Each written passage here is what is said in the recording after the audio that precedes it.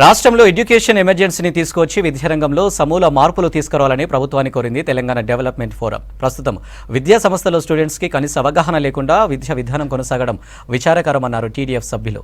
విద్యారంగం అతిపెద్ద వ్యాపారంగా మారిపోవడం కూడా ఆందోళనకరమన్నారు. సోమాజిగూడలో డెవలప్మెంట్ ఫోరం ఆధ్వర్యంలో విద్యారంగంలోని సమస్యల పరిష్కారానికి తీసుకోవాల్సిన చర్యలపై డ్రాఫ్ట్ రిపోర్ట్ను విడుదల చేశారు. విద్యావంతులతో కలిసి ఒక సమీక్ష survey status of education in Telangana మీద చేయడం జరిగింది. దాన్ని ఒక రిపోర్ట్ను తయారు చేశాము. ఆ రిపోర్ట్తో పాటు కొన్ని సజెషన్స్, రికమెండేషన్స్ క్రోడీకరించడం జరిగింది. ప్రెస్ మీట్ ద్వారా, మీడియా ద్వారా పబ్లిక్ రిలీజ్ చేసే ఉద్దేశంతో ఈ ప్రెస్ మీట్ చేయడం జరిగింది. నేషనల్ మొత్తం కంట్రీ నుంచి ఎక్స్పర్ట్స్ని తీసుకొచ్చి, ఆస్ట్రియా, జర్మనీ నుంచి ఎక్స్పర్ట్స్ని తీసుకొచ్చి ఒక సెమినార్ జరిపించడం జరుగుతుంది. ఆ ఆస్ట్రియా, జర్మనీలో ఎందుకు తీసుకొచ్చామంటే వాళ్ళ ఎడ్యుకేషన్ అనేది ఒక వొకేషనల్ ట్రైనింగ్ అనేది హై స్కూల్ నుంచే స్టార్ట్ చేస్తారు.